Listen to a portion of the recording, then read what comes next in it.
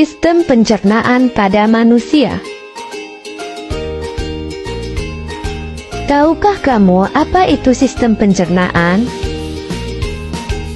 Sistem pencernaan adalah proses pemecahan makanan menjadi molekul sederhana. Sistem ini berfungsi untuk mencerna dan menyerap nutrisi yang dibutuhkan tubuh. Sistem pencernaan itu terbagi menjadi dua. Yang pertama ada pencernaan mekanik, dan yang kedua ada pencernaan kimiawi. Pencernaan mekanik adalah pengubahan makanan dari bentuk kasar menjadi halus dengan bantuan gerakan alat-alat pencernaan, contohnya seperti gigi, lambung, dan lain-lain. Sedangkan pencernaan kimiawi adalah pelarutan makanan oleh enzim-enzim pencernaan, mengubah makanan dari bermolekul besar menjadi bermolekul kecil, contohnya ialah kelenjar pencernaan. Organ-organ pada sistem pencernaan. Yang pertama ada rongga mulut, kerongkongan, lambung, hati, kantong empedu, pankreas, usus halus, usus besar, rektum, dan anus.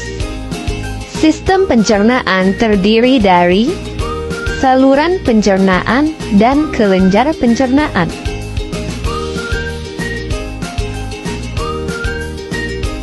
Selanjutnya, kita akan membahas proses dari sistem pencernaan satu persatu. Yang pertama ada rongga mulut.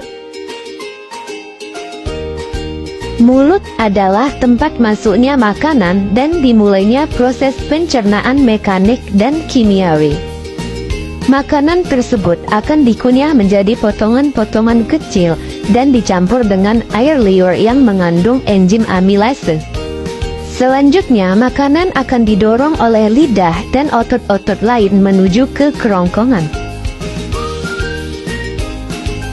Kerongkongan adalah saluran sempit dan berotot yang menghubungkan mulut dengan lambung.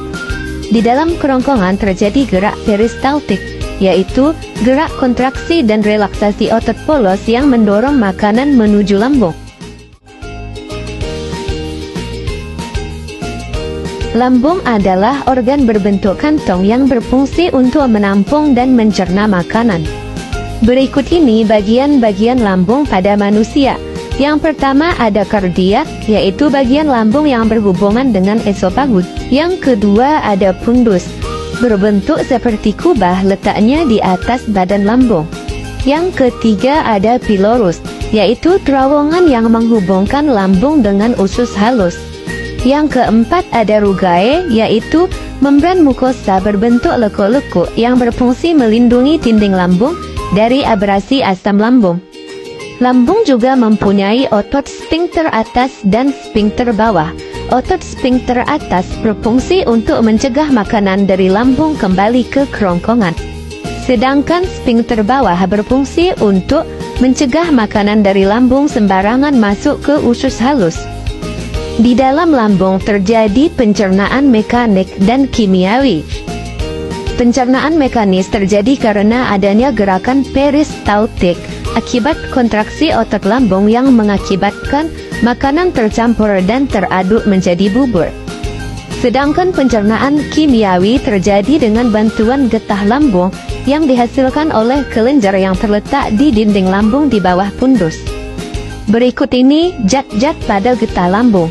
Yang pertama ada asam lambung atau HCl, yang kedua enzim pepsin, yang ketiga enzim renin, dan yang keempat ada hormon gastrin. Organ selanjutnya yaitu usus halus.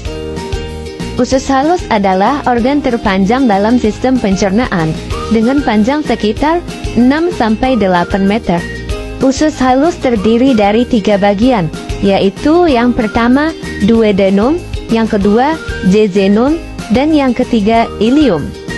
Usus halus berfungsi untuk mencerna makanan secara kimiawi dengan bantuan enzim-enzim dari pankreas, hati, dan empedu, serta menyerap zat-zat gizi ke dalam darah.